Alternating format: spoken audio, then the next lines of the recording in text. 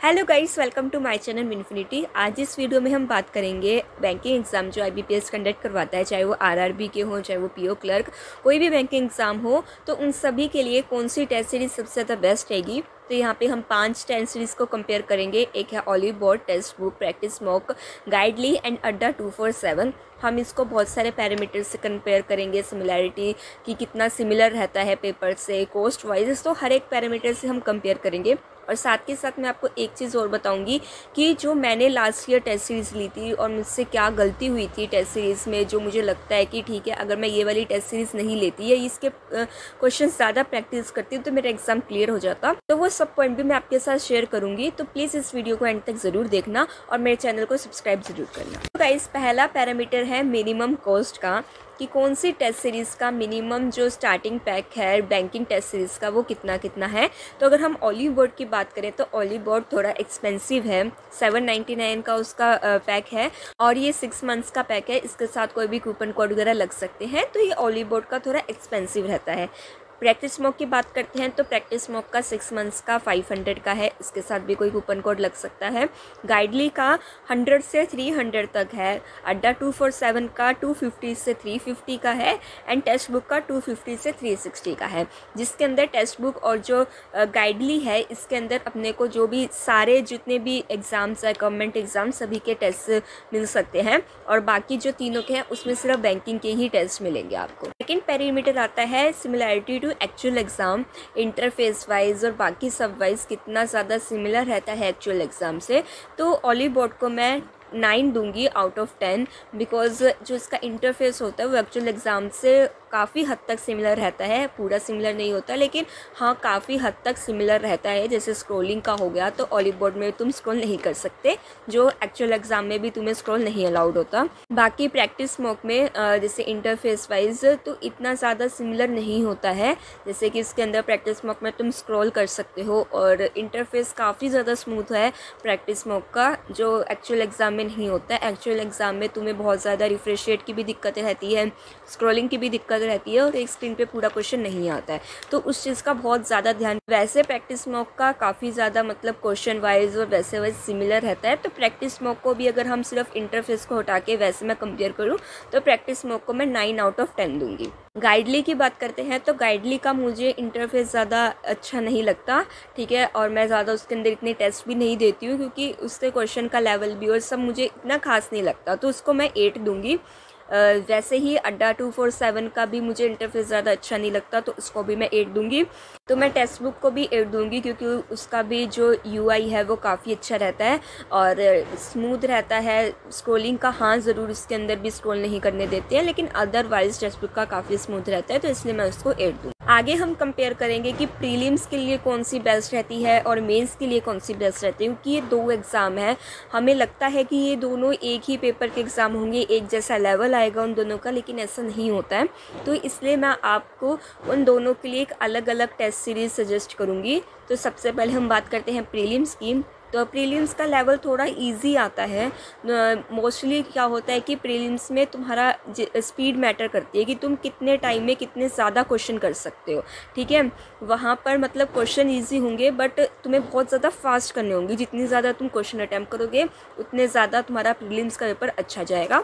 तो इसलिए जो ओलिव बोर्ड का होता है वो काफ़ी डिफ़िकल्ट पेपर्स होते हैं। ओलिव बोर्ड के प्रीलिम्स में इतने डिफ़िकल्ट नहीं आते हैं, बेसिक क्वेश्चन आते हैं। ओलिव बोर्ड को तुम एज अ प्रैक्टिस दे सकते हो, लेकिन अगर तुम एग्ज़ाम से पहले 10 या 15 दिन पहले अगर ओलिव बोर्ड दोगे तो तुम डीमोटिवेट होगे, ठीक है। तो इसलिए मैं ओलिव बोर्ड को सजेस्ट नहीं करती हूँ प्रीलिम्स के टाइम पे। तो मैं ओलिव बोर्ड को यहाँ पे 7 मार्क्स दूंगी आउट ऑफ 10। प्रैक्टिस मॉक के लेवल भी अच्छा होता है, क्वेश्चंस काफ़ी अच्छे होते हैं। प्रीलिम्स में इतने हाई लेवल के क्वेश्चंस नहीं आते हैं, थोड़े बेसिक टाइप के क्वेश्चन आते हैं।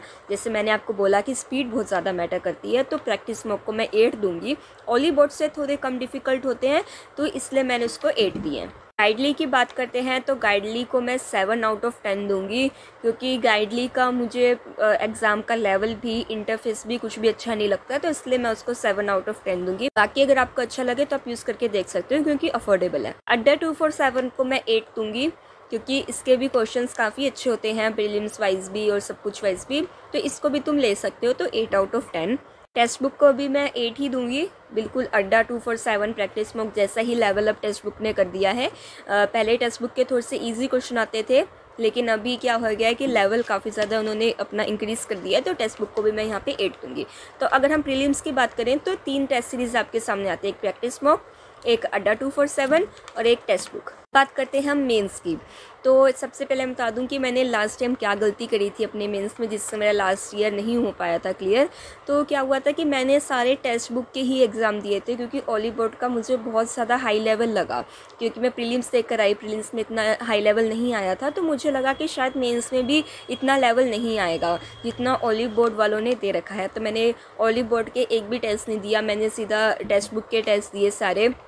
लेकिन जब मैं एग्ज़ाम में गई तो एग्ज़ाम में एक्सट्रीमली डिफ़िकल्ट पेपर आ गया। जैसा ओली बोर्ड में आते हैं पेपर, वैसे ही पेपर, बिल्कुल एग्जैक्टली वैसे ही पेपर वहाँ पर आ गए एग्ज़ाम में भी।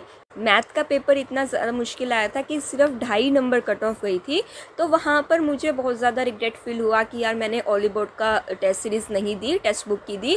तो इसलिए मैं आपको ये सजेस्ट करूँगी मेंस के लिए प्लीज़ ओली बोर्ड ही दे के जाना, क्योंकि ओली बोर्ड का जो एग्ज़ाम लेवल है वो बहुत अच्छा है मेंस का, और काफ़ी सिमिलर रहता है एक्चुअल एग्ज़ाम से। तो ओली बोर्ड को मैं यहाँ पे 9 दूँगी।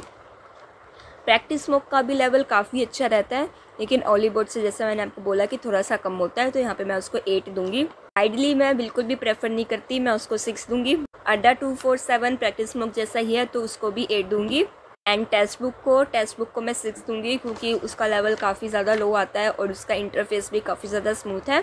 तो मेंस के लिए बहुत ज़्यादा तुम्हें इजी रहता है उसके अंदर पेपर देना, लेकिन एक्चुअल एग्ज़ाम में बहुत ज़्यादा मुश्किल होता है, तो इसलिए टेक्स्ट बुक को मैं 6 दूंगी। अगला पैरामीटर है कॉस्ट बेनिफिट रेशो। जैसे कि ओली बोर्ड की जो टेस्ट सीरीज़ है वो बाकी चारों से थोड़ी सी एक्सपेंसिव है, लेकिन मेरे हिसाब से वो वर्थ इट है। वो इतना अच्छा लेवल देते हैं एग्ज़ाम का, ऐसे क्वेश्चन देते हैं जो एग्ज़ाम में आते हैं, तो मैं उसको 9 आउट ऑफ 10 दूंगी। प्रैक्टिस मॉक को भी मैं 9 आउट ऑफ 10 दूँगी, क्योंकि उसका भी लेवल अच्छा आता है, अच्छे टाइप के क्वेश्चंस होते हैं जो एक्चुअल एग्जाम में पूछे जाते हैं, तो उसको भी मैं 9 आउट ऑफ 10 दूँगी। आइडली को 5 आउट ऑफ 10, अड्डा 247 को 7 आउट ऑफ 10 दूंगी। प्रैक्टिस मॉक और मैं ओली बोर्ड को अड्डा 247 से थोड़ा ऊपर रखती हूँ, तो इसलिए मैं इसको 7 आउट ऑफ 10 दूंगी। और टेक्स्ट बुक को 9 आउट ऑफ 10, क्योंकि टेक्स्ट बुक का जो टेस्ट सीरीज़ है वो काफ़ी पॉकेट फ्रेंडली रहता है, और जो इतना ज़्यादा अफोर्ड नहीं कर सकते हैं ओली बोर्ड वगैरह, तो टेक्स्ट बुक का एग्ज़ाम दे सकते हो, क्योंकि उसका भी लेवल अब काफ़ी अच्छा देने लग गए हैं वो लोग, काफ़ी इंक्रीज़ कर दिया उन्होंने।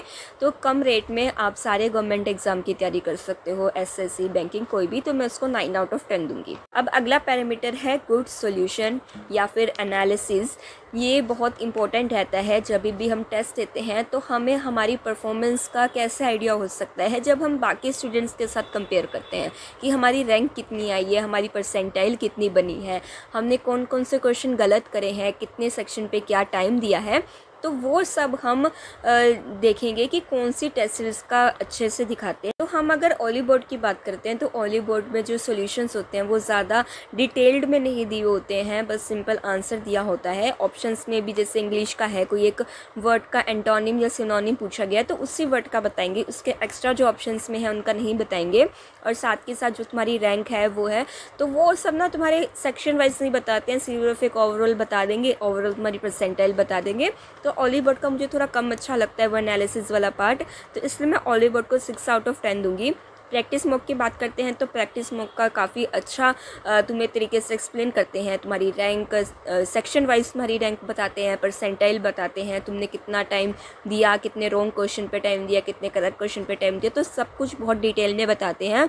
सोल्यूशन भी उसका काफ़ी ज़्यादा अच्छे रहते हैं। मैं प्रैक्टिस मॉक को 9 आउट ऑफ 10 दूंगी। गाइडली को मैं 6 आउट ऑफ 10 दूंगी।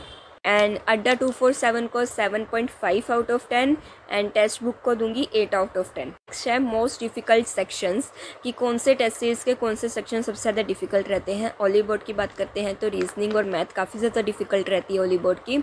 प्रैक्टिस मॉक की बात करते हैं तो प्रैक्टिस मॉक की इंग्लिश काफ़ी ज़्यादा अच्छे लेवल की रहती है। अगर किसी की इंग्लिश वीक है, उसको इम्प्रूव करनी है, तो आप प्रैक्टिस मॉक के एग्ज़ाम दे सकते हो।